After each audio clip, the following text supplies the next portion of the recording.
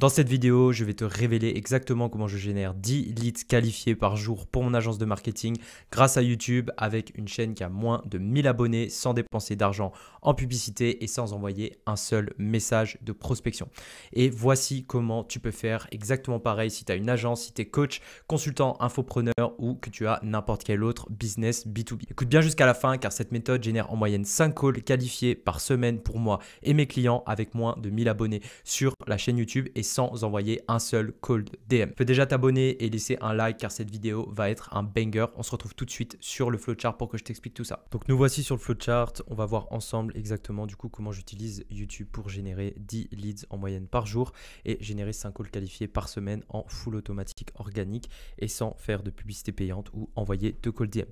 Donc aujourd'hui, si du coup tu es une agence, un coach, un consultant, un infopreneur et que tu cherches à avoir les mêmes résultats, écoute bien jusqu'à la fin parce que je vais t'expliquer tout en détail de comment je fais exactement. Donc globalement, si tu cherches à générer plus de prospects qualifiés pour ton offre, que tu crées déjà du contenu aujourd'hui sur Instagram ou LinkedIn mais que tu n'es pas super satisfait des résultats, je te comprends et on va voir pourquoi est-ce que ce n'est pas forcément les meilleures plateformes pour développer ton business. Si tu n'as pas de système d'acquisition automatisé pour ton offre, que chaque vraiment semaine, chaque mois, tu te retrouves à devoir faire de la prospection, à aller à droite à gauche pour trouver des nouveaux clients et tu ne sais pas d'où ton prochain client va venir. Écoute bien également jusqu'à la fin parce qu'on va voir exactement comment remédier à tout ça.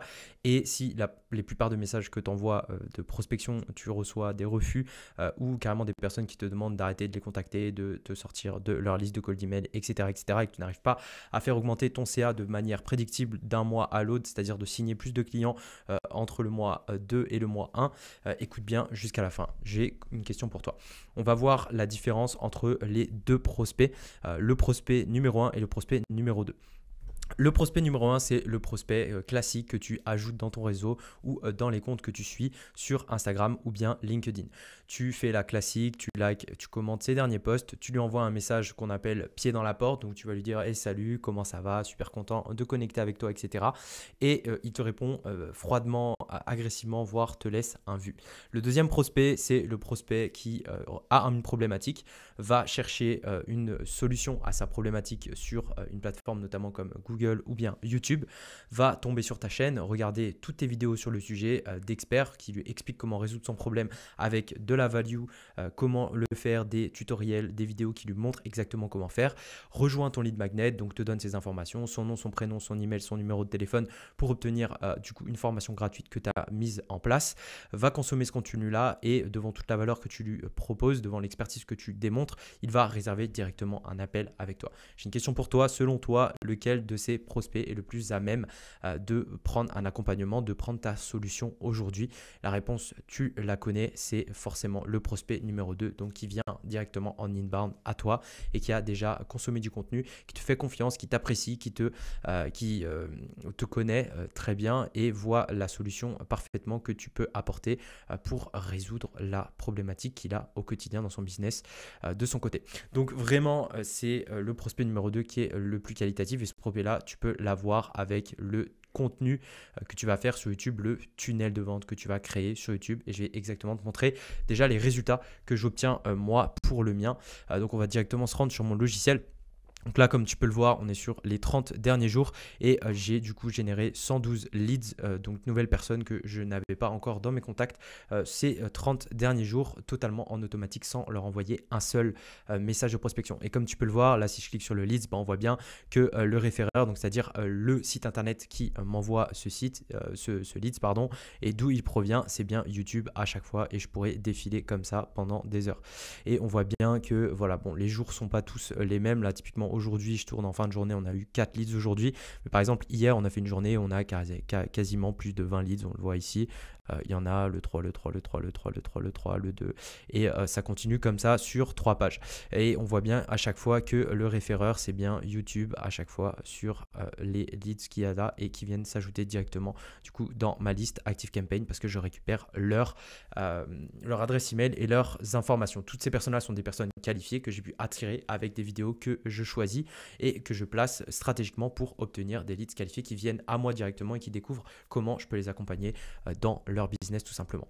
Donc on va voir un petit peu la différence et pourquoi est-ce que YouTube aujourd'hui ce serait vraiment l'opportunité pour toi pour vraiment te développer de manière prédictible et obtenir des résultats comme je le fais, d'avoir les mêmes résultats que moi, que des clients que j'accompagne qui génèrent en moyenne 5 calls qualifiés par semaine en inbound sans envoyer un seul message, sans dépenser un seul centime en publicité. Donc globalement aujourd'hui, soit ce que tu dois faire principalement, je pense que c'est un petit peu du Instagram, du LinkedIn et je vais t'expliquer pourquoi est-ce que c'est pas forcément le meilleur des funnels à mettre en place pour ton activité. Donc ça tu vois, c'est ce qui va te faire passer de prospect froid à client, une personne qui ne te connaît pas aujourd'hui. Tout ça, c'est les posts que tu vas faire sur Instagram, les posts, les stories, les réels que tu vas publier, que tu passes du temps à prévoir, scripter, poster, etc. Pour amener cette personne-là à l'éduquer, qu'elle te connaisse, qu'elle te fasse confiance et qu'elle voit comment la solution que tu proposes peut lui permettre d'obtenir les résultats qu'elle n'a pas obtenus jusqu'à présent. Tu vois que ça représente énormément d'investissement et que chaque post apporte que très peu d'énergie, ne fait avancer le prospect de l'étape A à l'étape D que très peu à chaque fois et qu'il te faut énormément de posts et donc du coup tout ça, ça demande énormément de temps et malheureusement la demi-vie d'un post, comme tu peux le voir ici, ce que j'ai essayé de représenter visuellement, c'est que un post, sa demi-vie, donc c'est-à-dire la période d'action que ce post va avoir sur la personne qui ne te connaît pas, sur ton prospect. Simplement, ce post-là, tu vas le poster aujourd'hui sur Instagram ou sur LinkedIn et globalement, il va marcher pendant 1 ou 2 jours avant de tomber totalement dans l'oubli. Il ne sera plus recommandé à de nouvelles personnes. Donc voilà, tu as dépensé de l'énergie, du temps, de l'argent pour faire ce post-là qui te rapporte de la visibilité pendant 1 à 2 jours. Maintenant, si tu compares à YouTube, la demi-vie d'un contenu est beaucoup plus grande. Quand tu vas faire une vidéo YouTube, ça te demande pareil du temps, de l'investissement de temps, d'énergie et d'argent pour mettre ces vidéos YouTube en place, mais la demi-vie des vidéos YouTube est très longue. Ça peut être plusieurs années pour certaines vidéos. Moi, j'ai des vidéos, j'ai monté 3 agences à plus de 10K par mois ces 3 dernières années en moins de 3 mois et à chaque fois, j'ai utilisé YouTube pour générer la plupart des leads que j'ai eu à générer du coup pour mon agence pour obtenir des rendez-vous qualifiés. Ces vidéos-là, je les ai enlevées de ma chaîne, elles sont toujours disponibles en unlisted et certaines d'entre elles ont eu des milliers de vues et du coup continuer quand même de faire des vues même des années après que je les ai postées et me rapporter toujours des leads chaque semaine. Donc comme tu le vois ici, la demi-vie, tu vas mettre une vidéo en place, elle va fonctionner pour toi, elle va travailler 24/24, 7 jours sur 7 et te rapporter des leads sur une période de temps beaucoup plus longue. Donc voilà un petit peu pour le parcours client et en quoi YouTube c'est vraiment vraiment le next level si tu veux scaler n'importe quel business parce que tu veux des actions à effet de levier dans ton business, des actions qui quand tu vas les mettre en place aujourd'hui t'apporteront toujours des fruits dans 3 semaines, dans 1 mois, dans plusieurs années. La réalité du marché, je vais te la montrer un petit peu de façon représentée, c'est que globalement, ton client aujourd'hui, quand il va sur LinkedIn ou Instagram, ça ressemble à ça. Toi, tu es en orange, comme on a vu sur l'étape d'avant, et tous tes concurrents, eux, ils sont toutes les autres couleurs. Donc, tout le monde poste à droite, à gauche, fait beaucoup de bruit, etc. Et ton client, lui, au final, ce qu'il va voir, c'est plein de posts sur différents sujets. Généralement, les gens, s'ils ont une solution, s'ils recherchent une solution à un problème, que ce soit avoir plus de clients, améliorer la qualité de leurs vidéos, s'améliorer en vente, s'améliorer en négociation, s'améliorer en création d'offres, ils vont suivre plusieurs personnes qui créent les contenus exactement comme toi sur la plateforme. Et ce qui va se passer, c'est que tous les jours, quand ils se connectent sur leur timeline, voilà ce qui se passe, c'est-à-dire qu'il y a des contenus dans tous les sens, des stories, des réels, des posts écrits dans tous les sens et c'est très dur pour lui d'y voir clair dans tout le bruit ambiant et tu te bats littéralement pour des miettes et tous tes concurrents font exactement la même chose. Tu les vois, les concurrents sur LinkedIn qui viennent commenter tes posts en mettant les petits commentaires bien marrants pour récupérer de la visibilité de personnes qui te suivent toi pour essayer d'obtenir plus de visibilité sur leurs posts à eux. Tout ça, tu connais très bien. Ça marche aussi comme ça sur Instagram et globalement, tout le monde est dans un gros bruit et c'est pour ça que cette méthode-là, elle n'est pas scalable dans la réalité parce que voilà, ton client est totalement perdu au milieu de tout ça. Maintenant, sur YouTube, c'est différent.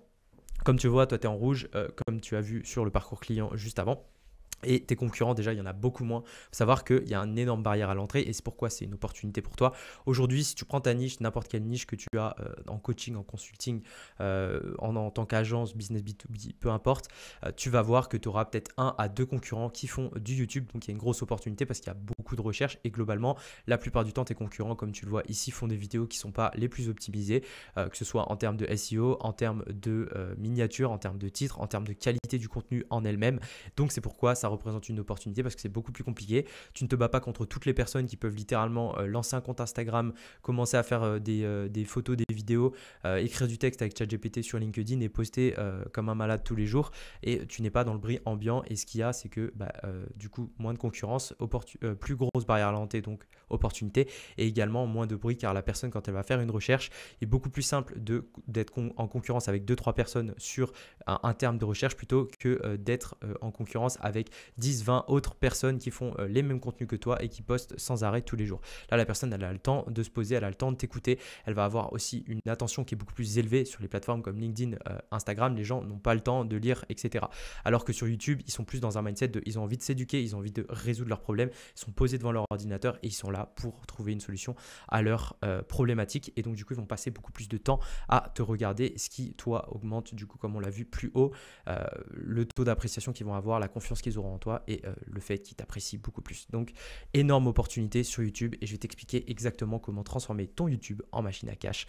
Donc là, voilà, j'ai vraiment fait, c'est une formation, tu peux suivre chaque étape pour obtenir les meilleurs résultats sur YouTube avec tes vidéos et c'est exactement les étapes que j'ai prises moi de mon côté pour se faire avec une toute petite chaîne de ne serait-ce que moins de 1000 abonnés, je dois avoir 400 abonnés à l'heure où je parle et des vidéos qui font peut-être 100, 200 vues mais qui sont ultra targetées et qui parlent exactement à ma niche et qui me génèrent énormément de calls comme tu as pu le voir plus haut.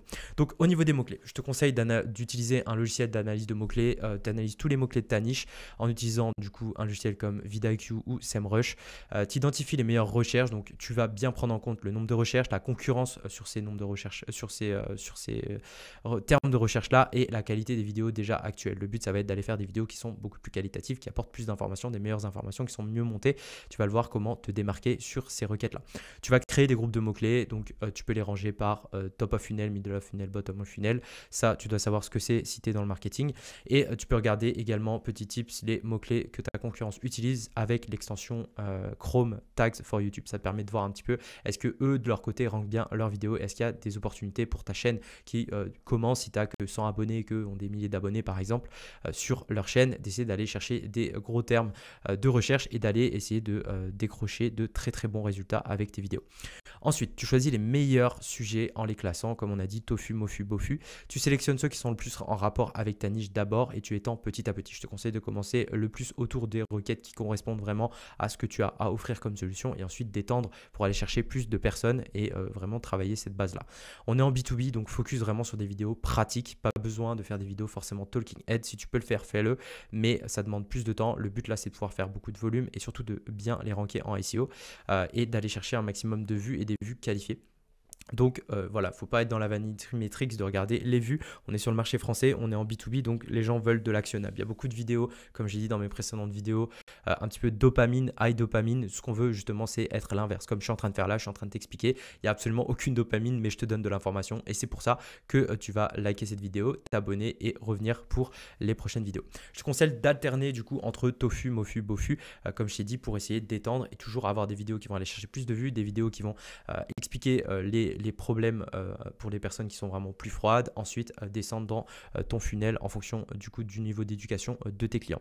Respecte bien du coup les 3 phases suivantes. Donc, commence par tes sujets SEO. Ensuite, fais des vidéos au niveau du point de vue de ton marché, les idées préconçues un petit peu que les gens ont versus ta solution et en quoi elles sont contraires aux idées reçues et en quoi elles règlent les problèmes que les gens obtiennent au quotidien dans ta niche. Et ensuite, les objections courantes que tu as en appel. Je te conseille de faire une liste de toutes les objections que tu obtiens et de faire des vidéos sur le sujet. Encore une fois, ça t'évitera de les répéter aussi en appel et ça te permettra d'avoir des vidéos littéralement que les gens peuvent consommer et ça lèvera toutes les objections et ça permettra d'avoir des personnes qui arrivent en appel qui sont déjà persuadées que ta solution est exactement ce qu'il leur faut pour obtenir les résultats qu'ils désirent.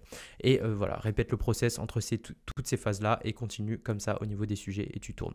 Ensuite, au niveau de la miniature, c'est le plus important en complément du titre. Il faut bien comprendre que la miniature et le titre, ça marche vraiment comme un couple et que les deux fonctionnent pour générer un clic. L'objectif à cette étape, c'est vraiment de générer un clic, de faire en sorte que la personne soit intéressée et clique sur ta vidéo et aille plus loin avec toi. Donc voilà, toujours rédiger ton titre et ta minia une fois le sujet validé et pas une fois que le script est fait. Ça, faut vraiment le faire en premier et pas à la fin. Je sais que la plupart des gens le font à la fin, mais c'est une erreur parce que c'est le début, c'est vraiment l'image en fait que les gens vont avoir. Donc il faut vraiment la penser avant même de tourner la vidéo. Donc voilà, si elle ne fait pas cliquer, tu n'auras pas de vue, donc pas de recommandation, donc ta vidéo ne marchera pas. Donc c'est super important que tu aies cette miniature titre qui soit super optimisée. Un bon CTR, globalement, c'est 5% et plus sur ta vidéo. Pense à la SERP. La SERP, c'est les résultats de recherche. Si tu as une des requêtes, pense aussi aux miniatures de tes concurrents pour te démarquer, que ce soit en termes de couleurs, en termes de choses que tu montres, voir vraiment ce que tu peux améliorer. Toujours voir ce qui est existant et voir comment est-ce que tu peux trouver un gap que tu vas pouvoir du coup remplir avec ta vidéo pour faire en sorte qu'elle fonctionne beaucoup mieux que celle de tes concurrents. Une des bonnes pratiques, prends des concepts de miniatures d'autres niches YouTube et tu peux les appliquer à ta niche. Je ne sais pas si tu es dans la niche de l'email marketing, si tu es dans la niche du coaching sportif, tu peux aller voir des niches gaming, des niches vraiment qui n'ont rien à voir, de cuisine et tout. Moi, c'est comme ça que je trouve beaucoup d'idées de miniatures qui sont très très bien. Je regarde lesquelles ont bien fonctionné sur d'autres niches et je les adapte sur ma niche et la plupart du temps, mes concurrents ne le font pas. Donc, j'ai des miniatures qui font cliquer parce qu'elles sont novatrices dans ma niche, tout simplement. Au niveau des bonnes pratiques, ça, on l'a vu du coup. Il ne faut pas publier de vidéos sans miniature. J'en vois plein qui n'en mettent pas. C'est vraiment une erreur. Je sais que ça peut faire stylé ou qu'il y a des personnes qui décident de prendre ce parti pris là, mais overall sur YouTube, c'est pas comme ça que ça marche. Si YouTube lui ne voit pas votre miniature, il voit simplement le taux de clic. Si les humains qui vont voir votre vidéo ne cliquent pas, tout simplement, elle ne sera pas poussée sur la plateforme et du coup, c'est le travail que vous mettez à la poubelle, ce qui est dommage. Je vous conseille de changer votre minia si vous n'avez pas 2% de CTR et que vous avez un bon sujet qui est validé et que vous avez quand même assez d'impression pour prendre cette décision, c'est-à-dire voilà, votre vidéo a été montrée 3000, 4000 fois, mais vous avez toujours 2% de CTR, essayez de changer votre miniature pour faire en sorte qu'elle clique plus. Et si vous avez du texte sur votre miniature, toujours pensez sa miniature en complément du titre. Les deux textes doivent se compléter et non pas être la même chose. Je vois trop de gens qui écrivent le titre également dans la miniature. C'est une erreur, il ne faut pas faire ça et vraiment l'utiliser comme étant un complément du titre.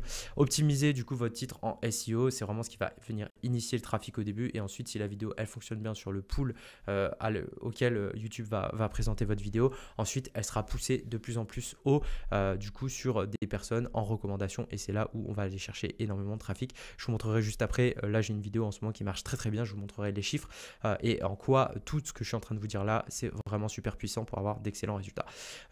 Ensuite, un titre qui donne envie de cliquer, donc qui répond à la recherche de la cible ou le sujet qu'elle se pose, la question qu'elle se pose, que le titre donne envie de cliquer.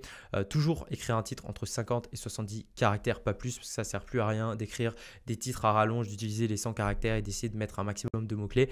Essayez d'être concis parce que sur téléphone, voilà, on voit que 50 caractères et la plupart du contenu du trafic viendra du téléphone. Donc, il faut vraiment penser mobile first.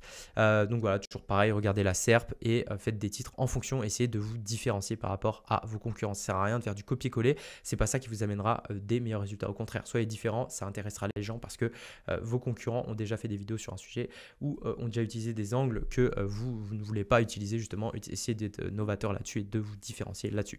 Changer votre titre peut réanimer des vidéos mortes. Moi, ça m'est déjà arrivé. J'avais des vidéos qui avaient fait 100 vues, 200 vues. Je changeais le titre, la miniature et elles ont fait plusieurs centaines, voire des milliers de vues ensuite parce qu'elles étaient beaucoup plus optimisées en ayant fait tout ce travail d'optimisation. Ensuite, pensez à changer du coup votre titre minia si, pareil, moins de 2% de CTR et assez d'impression pour prendre cette décision. Au niveau du plan, au niveau du script, je vous conseille vraiment de faire un plan détaillé, bullet point, ne pas écrire un script ligne par ligne. Je sais qu'il y a plein de gens qui le font. Moi, je ne le fais pas parce que je trouve que c'est mieux, c'est raw. On est en B2B encore une fois. L'objectif, c'est de montrer votre expertise, de montrer que vous savez de ce dont vous parlez et ne pas faire un truc vraiment robotique, super monté, etc. Ce n'est pas l'objectif forcément là-dessus. Vraiment partir d'une grande idée, plus des idées d'illustration à la limite, rajouter des b-roll, un flowchart, des slides, des screenshots, peu importe ce que vous appréciez vous de votre côté et la manière avec laquelle vous êtes le plus à l'aise de présenter une vidéo. Moi perso, je fais des flowcharts comme ça me va très bien et dans le futur, je ferai peut-être des talking heads. Pour le moment, ça ne m'intéresse pas, mais voilà ce que je vous recommande. Ensuite, plan ou script. Ça va dépendre des gens, mais je recommande un plan détaillé, comme je vous ai dit, avec des bullet points et vous allez construire sur chaque idée. Restez concis, n'essayez pas de parler, de développer trop chaque idée. On s'en fiche, le but c'est d'être vraiment concis et impactant et de rapidement connecter des idées entre elles. Avoir assez de certitude, donc voilà, vous êtes un expert, assumez ce que vous dites, n'essayez pas de vous justifier parce que vraiment on s'en fout. Le but c'est vraiment d'être le plus simple, juste mettez des faits, expliquez ce que vous faites et voilà, vous n'avez pas à vous justifier forcément et ce sera beaucoup plus simple. sympa à regarder. Lancez-vous, il y a beaucoup de gens aussi, un des meilleurs conseils que je peux vous donner, il y a beaucoup de gens qui ont tout ce qu'il faut, les media makers, les monteurs, etc., les meilleurs scripts écrits par les meilleurs scriptwriters de YouTube, mais tout ce qu'ils font pas, c'est d'appuyer sur le petit bouton pour enregistrer la vidéo. C'est le plus compliqué. Moi, ça m'arrive d'avoir des clients même où c'est l'étape au début où ils ont un peu de mal de passer devant la caméra et de commencer à enregistrer, mais quand ils le font, eh bien, les résultats sont au rendez-vous. Donc, je vous conseille vraiment d'appuyer simplement sur enregistrer et on s'en fiche. Dans tous les cas, comme le dirait MrBeast, hein, le plus gros YouTuber au monde, dans une interview, il a dit dans tous les cas, votre première vidéo, elle sera pourrie et c'est ok parce que le but c'est d'en faire une centaine, un millier et là vous serez bon en vidéo, parler à la caméra et vous serez beaucoup plus à l'aise. C'est normal de ne pas être à l'aise au début, donc simplement appuyer sur enregistrer. On n'est pas là pour en avoir quelque chose à faire de ce que les autres vont penser. Le but c'est de simplement générer des leads pour votre business, donc passez à l'action et vous verrez que plus les vidéos vont passer, plus vous serez à l'aise et plus elles seront sympas à regarder. Donc voilà, l'intro super important, bonne intro égale watch time plus. Voilà, en plus du taux de clic. Ensuite, ce qui va compter, c'est combien de temps les gens vont rester sur votre vidéo, combien de personnes sont restées jusqu'à la fin de votre vidéo. Donc, faites une super intro, 30 secondes à 40 secondes, c'est ce que je recommande. Essayez d'être impactant, de faire des open loops, de faire du coup un lien avec la miniature et le titre pour faire en sorte que quand la personne elle clique, elle se retrouve sur le début de la vidéo, les 30 premières secondes qui sont en lien du coup avec cette intro, avec la miniature et le titre. Et essayez vraiment d'être rapide et d'apporter beaucoup d'informations pour motiver les gens à regarder la suite. Créer des open loops, créer du coup un intérêt au début qui va pousser les gens à regarder votre vidéo jusqu'à la fin pour obtenir les infos dont ils ont envie d'avoir. Et ensuite, voilà, parlez rapidement, soyez enjoué, soyez énergique, c'est vraiment ce qui compte. Facecam ou pas, moi, ce que je vous conseille vraiment, c'est simplement d'être dynamique, peu importe. Votre énergie, elle se partagera dans tous les cas. C'est beaucoup mieux déjà de faire de la vidéo que de simplement écrire un texte, par exemple, sur LinkedIn ou de faire un post sur Instagram, comme on l'a vu plus haut. Au niveau du montage, en B2B, vraiment, je vous conseille de ne pas en faire forcément. Au début, si vous n'avez pas les moyens, le but, c'est vraiment d'apprendre cette habitude de créer du contenu. Donc, c'est vraiment en option. Si vous n'avez pas de budget, vous pouvez le faire vous-même. Mais honnêtement, c'est le montage très simple. B2C, je dirais que c'est obligatoire aujourd'hui si vous voulez avoir des résultats. Donc quand je dis B2C, c'est si vous vendez des programmes à des personnes qui sont des consommateurs. Là, je vous conseillerais vraiment de faire du montage, de faire du facecam parce que c'est ce qui fonctionne. Et un contenu non dopaminé pour des clients classiques, ça fonctionnera beaucoup moins bien et c'est dommage de se tirer une balle dans le pied, tout simplement. Et plus de montage n'équivaut pas forcément à plus de rétention. Être éloquent correspond à plus de rétention. Il y a littéralement des personnes qui font des vidéos d'1 heure sans montage raw et qui arrivent à retenir l'attention des gens simplement parce qu'ils sont éloquents, ils ont du charisme et c'est ça qui compte. Donc voilà. Donc, comme j'ai dit, le montage ne doit pas venir au détriment du volume de vidéo parce que c'est le plus important. Le but étant de faire du volume et de la qualité, de trouver le sweet spot, le 20-80 et d'aller en publier un maximum pour prendre vos requêtes sur votre niche, tout simplement. Et donc voilà, si jamais vous faites du montage, faites la totale, passez par des professionnels et faites quelque chose de très pop.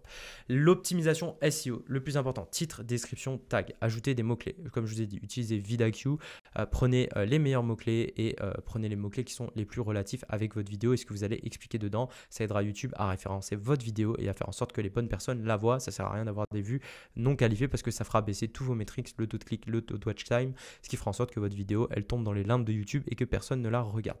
Donc n'hésitez pas à modifier le SEO tout au long de la vie des vidéos. Moi je le modifie, j'ai une séquence que je fais, je la modifie toutes les semaines, je regarde mes vidéos. Celles qui percent bien je laisse et celles qui ne percent moins bien, qui ont moins de vues que je vois au niveau des indicateurs que j'ai dit plus haut, qui sont un peu mauvais, j'essaie de tweaker et d'avoir un meilleur titre, meilleur miniature, changer un petit peu tout ça pour essayer d'optimiser au maximum cette vidéo là. Je donne les détails dans ma formation gratuite, premier lien dans la description. Vous connaissez aujourd'hui, il y a un module sur YouTube qui sort cette semaine. Donc, je vous conseille d'y aller et de regarder exactement comment je fais de mon côté. Ensuite, au niveau du funnel, ce que je vous conseille, c'est d'avoir un seul funnel. N'ayez pas 50 lead magnets. Faites un lead magnet ultime plus un lien Calendly avec questionnaire de qualification. Et ensuite, vous allez vraiment donner vos meilleurs conseils gratuitement. Ça, c'est ce que je vous donne aujourd'hui. Je vous conseille vraiment de le faire. C'est ce que je fais aujourd'hui, ce que je fais dans ma formation gratuite. Je vous donne les conseils gratuitement que des personnes vous feront payer des milliers d'euros pour obtenir. Voilà, 99% des gens n'appliqueront pas. Donc, n'ayez pas cette peur, même si vous vendez de l'information. Ce qui est dommage aujourd'hui, et je l'explique dans d'autres vidéos pourquoi est-ce que vous ne devriez pas forcément le faire ou alors faire un accompagnement avec du Done With You. Mais ce n'est pas le point aujourd'hui. En tout cas, voilà, donnez vos meilleurs conseils gratuitement. C'est vraiment le plus important important. Ayez un back-end email de qualité, donc email hebdo selon votre capacité de travail. Pareil, vous pouvez le déléguer également à un copywriter. Mais voilà, email hebdo, c'est bien, ça vous permet d'avoir cette layer supplémentaire de connexion. Les emails, c'est un petit peu le dernier rempart de connexion avec votre audience, un petit peu le côté où vous pouvez parler un petit peu de votre solution, rentrer plus dans les détails que dans des vidéos YouTube qui sont plus pensées pour aller chercher des vues et éduquer les prospects tout simplement.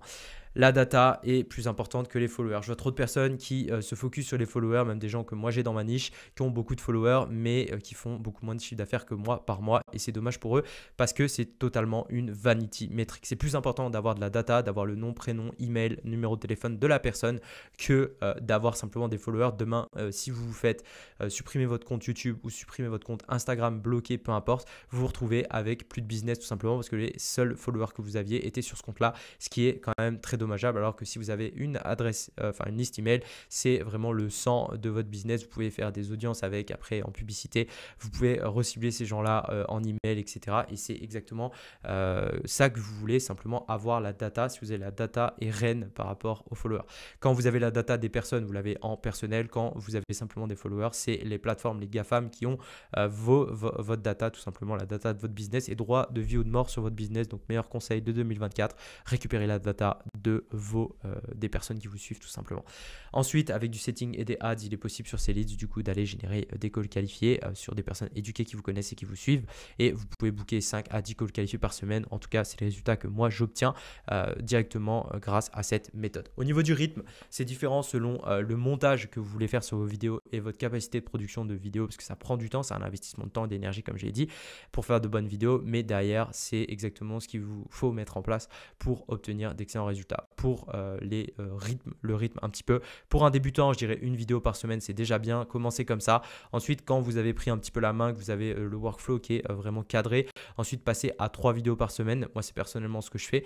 Et ensuite vraiment, si vous êtes avancé, c'est une vidéo par jour, faut une grosse capacité de production et ensuite boss, c'est vraiment plusieurs vidéos par jour, ce que vous voyez pour les plus gros influx, les personnes qui font le plus de vidéos, qui vont beaucoup créer, ils ont une équipe pour faire une vidéo par jour, voire plusieurs vidéos par jour. Mais en tout cas voilà, ne vous concentrez pas sur le perfectionnisme, le but étant de poster, d'enregistrer et de poster, d'enregistrer et de poster, et de chaque fois que vous faites une nouvelle vidéo, de vous améliorer d'un seul % à chaque fois. Je vais vous donner du coup un petit peu de data sur moi, mes résultats. On va aller voir directement sur ma chaîne.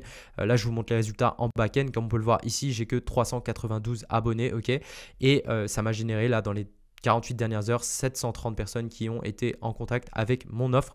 Et donc du coup, j'ai ma vidéo là qui est en train de vraiment bien percer, qui est la vidéo sur les meilleurs business à lancer dans ma niche, qui me rapporte pas mal de leads, on l'a vu, j'ai fait plus de 20 et quelques leads hier, et voilà, je vais vous mettre du coup dans les backstage un petit peu. Donc là elle a fait 866 vues, elle m'a rapporté 32 abonnés et elle a couvert 10 000 personnes. Donc, il y a 10 000 personnes qui ont vu ma vidéo, qui ont vu ma tête, qui ont vu mon nom, et il y a 6,5% qui cliquent dessus. Et le taux de clic là par exemple, comme on disait tout à l'heure au niveau du CTR, le CTR ne fait qu'augmenter depuis plusieurs jours.